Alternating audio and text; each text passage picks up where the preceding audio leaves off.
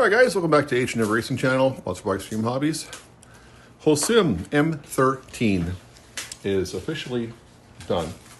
There was one last thing that I had to do. I mentioned in the last video that I had to install droop screws. So this is how we do it.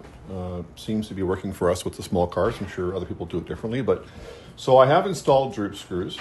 There was a spot underneath the chassis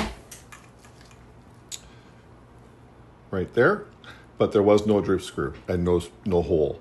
So I managed to get that done without taking the car apart. And what we do, we've learned, is after the car is scaled and it has nose weight, this is what it calls for. Even on our large cars, we've been doing this year and it really helps a lot. So I'm going to demonstrate. I saw this on Flowpack RC. He did a great video on it if you guys want to check it out. It was a few years ago. So the alignment is done. We're all zeroed out.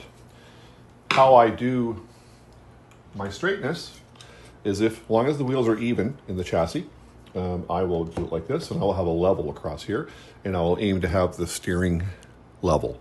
So that's all done. The battery's in the car that I'm going to be using with the car, but I'll show you. So the droop is not set. So let's look at this right now. And you guys can see the car teeters. Okay, so now, maybe not so much with the stock gearing at that speed, but even then it will matter. So what we want to do, let's make sure you're in camera here, is we want to make sure that both tires leave the ground at the same time, and they're not. So this one is tremendously lower than that one. So what we're going to do is we're going to tighten the droop screw on this side. Bear with me, it's a little hard to get in there and do that. We're going to tighten the droop screw. It is really small in this car, so it's hard to do. And we're going to use, I have just a screwdriver that I use. I try to lift the car in the center.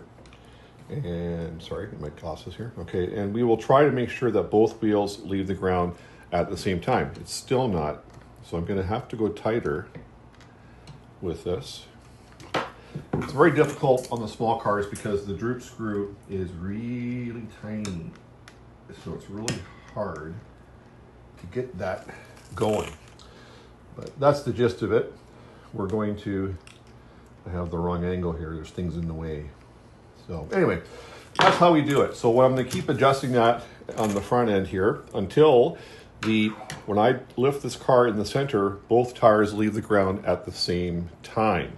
Okay, and then I'm going to turn the car around and do the same thing in the back. Quite a big teeter in that car right now. So I can tell you right now, when I lift this up, that this arm is staying down and this tire is off the ground. So the arm that is down, we're going to tighten the droop screw. That's going to lower this side of the car. And we're going to do it until it's even, so that when you lift the car up with the screwdriver, it's even front and rear with the battery in the car. And that'll tremendously help you guys go faster. So I'll do all that. It's a little finicky. The droop screws are so small in this car. But then it is done. So it has got the stock gearing. Doing research into that right now. I'm pretty sure it's mod 0.8, 32 pitch. But I'm going to run the car with the stock gearing, the stock ESC, and see if it picks up with what I've done to it, with the diffs and the alignment and the foams and the scaling. Most importantly is this battery. This China Hogline battery is a great battery. We also use the little Z's, 2200 3S, also a really good battery. So that's what we do. In the back of the car, I have got the preload all the way down. So what I'm envisioning this car doing under power is it's going to squat a little bit, and then it's going to not thing. And we set it up, but I run full preload in the back on most of my cars. And the front, what I've done, make sure you're in camera still. In the front, what I've done is I don't want it to bottom out under braking, but I don't want it to be too tight where it helps it wheelie. So a little bit of a sponginess of the front is good. I might Might go one more turn. I think I'm at 6 turns. But I just want to basically have some resistance from the car when I'm braking from bottoming out and doing that. Now, if I push really hard, it goes to the ground. But that's what I've been doing. So I'll set my droop. My alignment's done. This ESC, of course, I can't get into it to program it. So we're going to run it with this. This is a 45 amp ESC, 3100 kV motor on stock gearing. The car out of the box went 36 miles an hour. So we'll see what we can do. Of course, we've got rain for days now, but it is ready. But I just wanted to go through that. The droop thing is really important, guys. It really helps these cars go straight, because you can imagine this wheel is now off the ground. This one's not. It's going to just push the way of traction, right?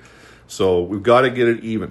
We've got to get it so that when it does pitch rotate or squat, that they're coming off the ground evenly. That's the big thing that we've learned this year. So I would highly recommend that you guys check your droop. Yes, I know you can use droop to adjust ride height, which is what we're doing.